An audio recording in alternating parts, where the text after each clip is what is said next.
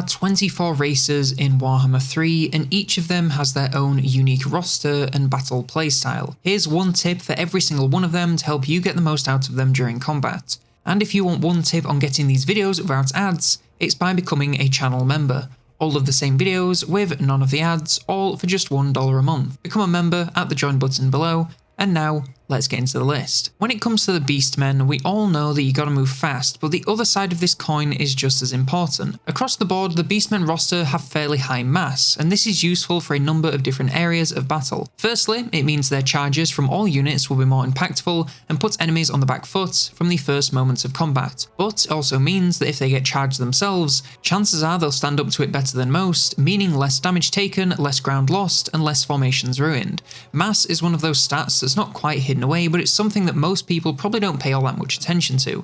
But by understanding this massive advantage that the Beastmen have due to it, and how to best use it to bowl enemies over like you're playing Wii Sports, you can make battles even easier than usual. The main attraction of Bretonnia is of course their cavalry. They have options for devastating cycle charging alongside sustained frontlines combat, so really do have a horse for everything. However, one area of the roster that I feel can sometimes be overlooked is their ranged. Now you may be thinking this is for good reason, since they only have a handful of units, but just like your mother found out, size does not in fact mean everything. Their peasant archers have a pretty middling stat card, but when you realise their potential, they're actually a very important part of the roster. You see, most cavalry will struggle against giant targets. They can have as much anti-large as you want, but it's just a fact that cavalry charges are less effective against a massive single entity. However, peasant archers can wipe out even the tankiest giant targets off the map in moments with the raw amount of focus fire they provide. Add on the option to set units on fire or weaken them with poison, and these are pound for pound some of the best units in the roster, and you should never sleep on them. Speaking of underrated aspects of the roster, the Chaos Dwarves are almost certainly best known for their missile power. Their ranged infantry, artillery, and war machines are truly devastating and no doubt some of the most powerful units in the entire game. But once again, you're ignoring another large part of their roster, and that's their monsters. You can pick units off from a distance all you want, but if enemies reach your lines, it's a simple fact that it gets harder to land safe shots, and that's where monsters come in. It doesn't matter where an enemy is, you always have a monster for them. Backlines artillery poking at your lines, send in one of their many flying beasts. Enemy front lines not safe to shoot from a range, send around some centaurs for a charge. And who can forget the Cathay?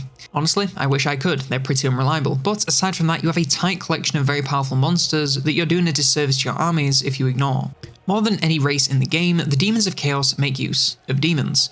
As shocking as this revelation is, I'm not finished. These demons come in all shapes, sizes, and flavours of chaos, but one thing that unites almost all of them is their reliance on physical resistance to stay alive. Most demons have very low armour and instead rely on physical resistance as their primary defence. This is fine up until the exact moment you come up against magical damage, and in the modern day Warhammer 3, that really doesn't take long. So, whenever you load into a battle, you want to identify any units capable of dealing magical damage and make them your #1 priority. Taking these out early ensures they cannot deal easy damage to your units, whether that's in melee, from a range, or even with spells. Just find these units and destroy them as fast as you can, otherwise you may not live to regret it. The Dark Elves have a pretty mixed roster, but one of their most powerful areas is their ranged. However, unlike their cousins on the donuts, their missile troops all share two key features. Firstly, they almost all have very strong armor piercing damage for their stage of the game. And secondly, these can only be shot from a pretty short range. This combination makes their ranged roster extremely deadly but also quite risky as they can wipe out most threats, but have to get extremely close to do it. Where other factions can simply place ranged units at a safe distance and have them fire no problem, the Dark Elves need to make use of flanks and off angles to deal damage. Even with a curved firing arc, getting a clear shot can be a challenge, so don't be afraid to move them around during battles. It's absolutely more risky, but if you can manage that, they'll put in even more work than they would from the back. The Dwarves have no shortage of powerful units, but one of their strongest aspects is their large number of ranged units. From missile infantry to artillery to their flying war machines, you are never short on choice of units to shoot something at enemies with. However, one aspect of the roster that makes their missile power so formidable is their stature. Dwarf front lines are almost always shorter than whoever they're battling against, whilst also being extremely good line holders. This combination means that missile units can very easily shoot over the heads of your front lines, both at larger targets but sometimes even at infantry. Simply, no one else can get away with something like this, so when setting up your lines, really pay attention to sight lines and high ground to give your ranged units the best chances possible at having a clear shot. I know I've talked a lot about missile units, but what can I say? They're some of the best units in the game, so often end up being pretty great for everyone. When it comes to the Empire, much like the rest of their roster, their missiles are extremely versatile. You have options for just about every enemy type you can think of, with crossbows and handgunners allowing you constant damage no matter what sightlines you're working with, long rifles to take out distant threats, hellblasters for large enemies or structures, hellstorms for massive area damage. They even have tanks which can take out infantry and large targets alike. The point is, no matter what the enemy throws at you, there is a ranged unit that will excel at taking it down. Make sure you familiarise yourself with what each one is best at and put them to work doing just that when you get into battles, and you should cruise to a win in no time. Grand Cathay have a fairly limited roster with powerful units in every category. However, one of their most important aspects when playing is air superiority. A number of powerful units on the roster can fly, including their Dragon Lords, so ensuring you rule the skies is key to ensuring a clear path to victory. You have great Longma Riders who can be devastating charging cavalry capable of flying to their targets, various flying beasts and monsters suited for taking out everything from enemy artillery to other flying monsters, and the units this tip is most important for, the flying machines. These can deal a tremendous amount of damage but are essentially defenseless, thus ensuring you control the skies will be key to allowing these units to thrive and carry your armies to victory. That means shutting down enemy flying units and pressuring their ranged so that nothing can leave the ground, not even a single arrow. I think one of the last things you think of when it comes to Greenskins is how rich they are in magical power. They are known for their all-out offense and melee focus, but on the down low, they have some of the most powerful casters in the game. They may only have access to a limited selection of laws, but the ones they do have are extremely powerful, if occasionally a little expensive. The Law of the Big War is undoubtedly their best, with spells like the Foot of Gork dealing ungodly levels of damage to clumps, but also costing ungodly levels of magic. However, you also have extremely strong buffs and bonuses like Fists of Gork and Here We Go, and that's just the Big War we're talking about. Their small selection of laws is extremely powerful and works especially well with the rest of their roster. Do not sleep on their casters and make full use of their spells to elevate the roster to being as powerful as can be. The High Elves have a powerful roster of elite units, but that rigorous selection process of only the best of the best does have some downsides. Compared to most other factions, their entity count on most units is quite low, meaning you'll almost always be outnumbered, even with similarly sized armies as far as numbers of units is concerned.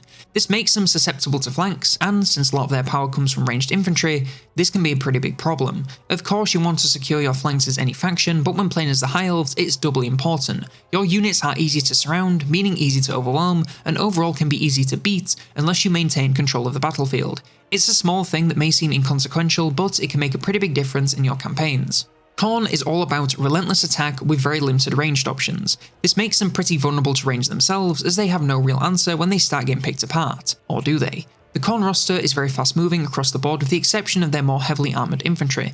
This means they can flank enemies without too much trouble and even the scales if the enemy is relying too much on their ranged. This, combined with just how powerful they are in melee, allows them to run straight through most units without needing to slow down. Of course, you still need to use positioning and timing to make the most of flanks and ensure your units don't get totally picked apart, but that's true for any flank-focused faction. So, when battling, yes, the front lines are where you want to do most of your work, but don't sleep on playing smart just to fit in with the other Khorne demons. The Kislev roster has a lot of hybrid weapons units, and in the early game this extends to their front lines. These missiles have quite low damage and range, and if you leave them on fire at will, chances are they'll get off a meager barrage or two that won't really do anything to their seemingly random targets. Instead, you want to focus fire to really whittle down a single unit to create weak spots on the enemy lines. Sure, those other units will be slightly healthier, but if that one unit breaks first, you have a gap in enemy lines, the penalty of watching allies retreat, and overall just a huge advantage in whatever comes after. Of course, you want to manage positioning when doing this focus fire so all of your units aren't in a big clump, so maybe focus 3 units on the same target at most. But as long as your lines hold steady and you create a weak point in the enemy lines, you're on your way to a much easier win. The Lizardmen have one of the largest rosters in the game, and by far the most powerful and exciting units are the dinosaurs. They can tear enemies to pieces and rack up kills in the hundreds without too much trouble.